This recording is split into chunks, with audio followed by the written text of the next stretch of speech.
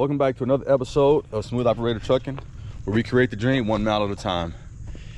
Today, we're going to be attempting to change the turbo speed sensor on a 2007 Freightliner Columbia Detroit 60 14 liter with an EGR.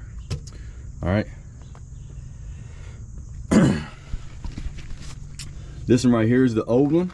Okay, if you are a new owner operator or thinking about becoming an owner operator, keep watching to the end. This is not a how-to video. It just illustrates some of the things and challenges you might have as an owner operator.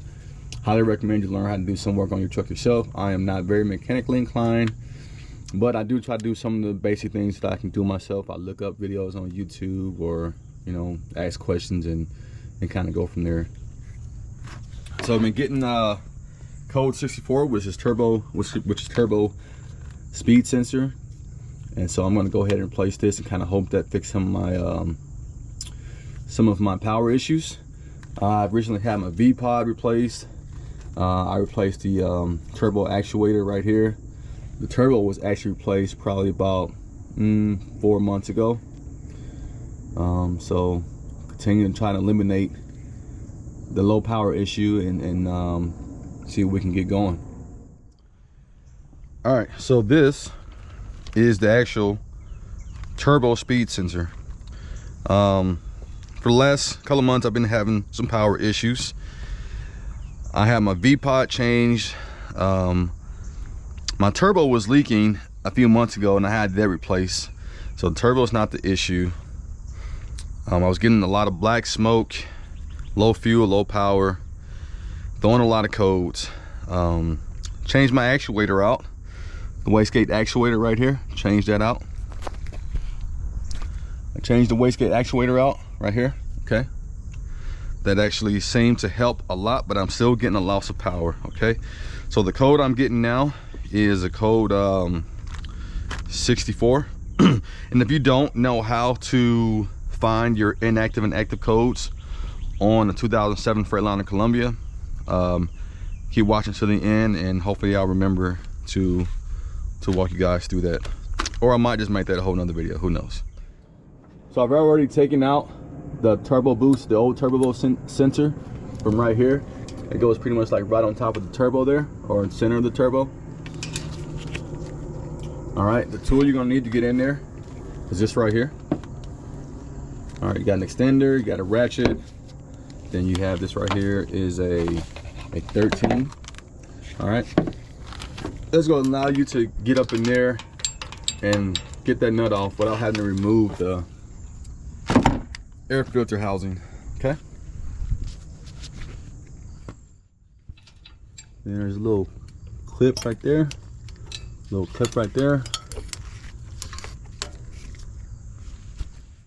All right, so this right here is on the top of the engine. All right, so as you see, it's zip tied on here. Most likely this has been replaced one time before. I think one thing mechanics like to do is they like to make sure that they zip tie these on here more securely, so that way they don't come off while you're going down the road. I think it's a pretty good practice. So whenever I'm done replacing this, I'll go ahead and put the zip ties on there the same way. All right, so now that I got the zip ties off, that just pulls out like that. Okay, here's the old turbo boost sensor. I mean, just looking at it and expecting it, well, there is a little cut right there, so that could be the issue. All right, just reattaching that to that, and I also see why the hell was zip tied out of that, because there's usually a clip right there. As you can see, that clip is missing, so now I see why it was zip tied in the manner that it was. So we got that end on there. Then we're just gonna run this Back down to the turbo housing area.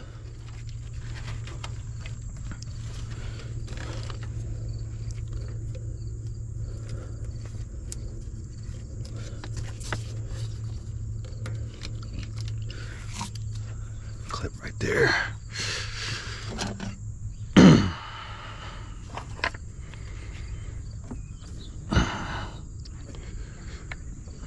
Oh.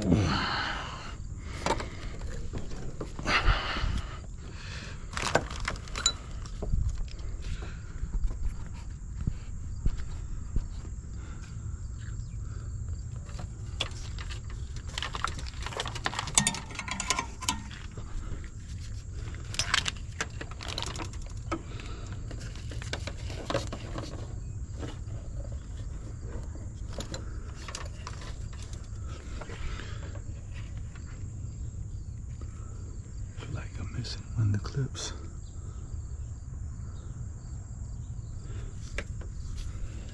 There's a clip right there also.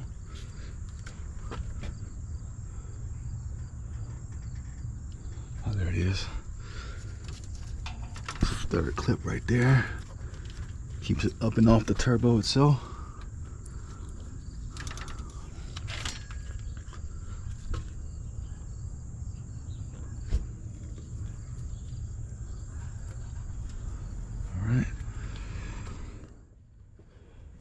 All right, now that we've got the new sensor clipped on,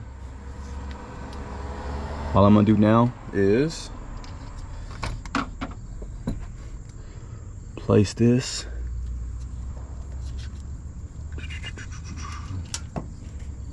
back inside of here like such.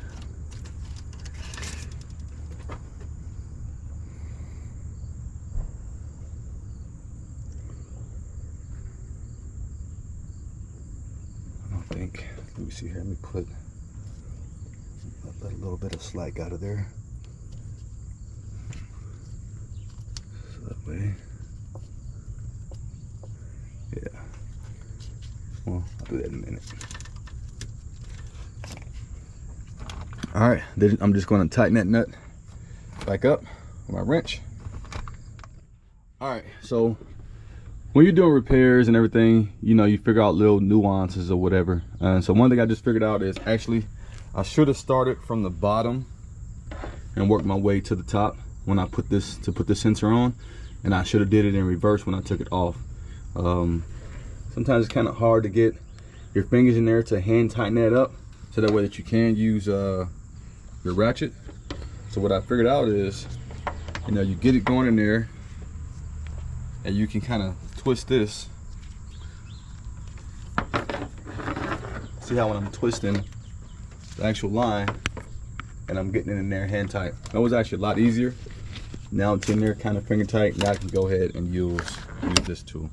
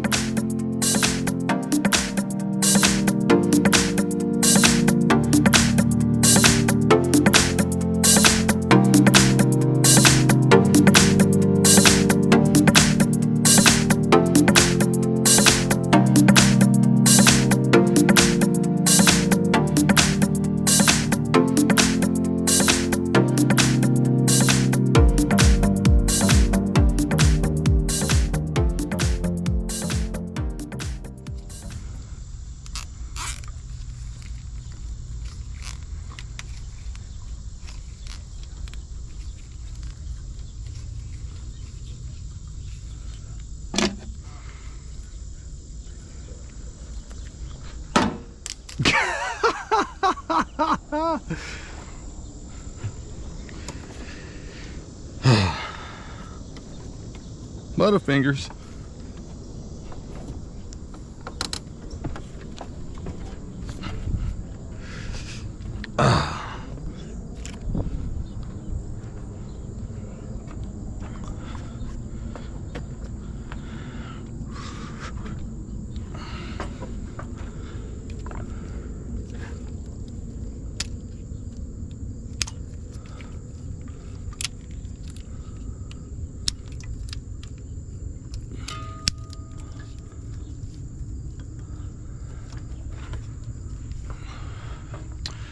All right, now that that's on there, everything is properly secured. We'll take it for a test drive. All right, so on the test drive now, I'm not under a load, just bobtailing. So weird thing happened.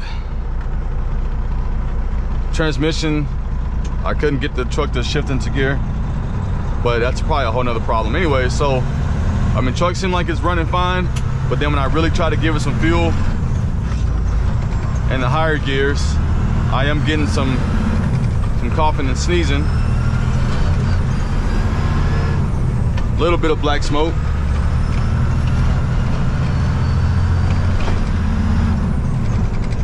So not quite sure what that's about, so that'll be the next thing that I've got to try to figure out. But it definitely did something, and whatever that speed sensor fixed, now it's probably exposing another problem. Another code I was getting was EGR flow, low EGR flow, and so that might also mean that I need to replace the EGR sensor. But I mean, it's running, it seems like it's running a little bit better than it was, so you know,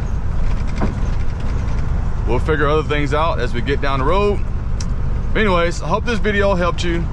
If it did, make sure you hit that like button and consider subscribing. And like I always say, it's not about how much you make, it's about how much you keep. Hard times don't last, hard truckers do. And last but not least, stay smooth, my friends.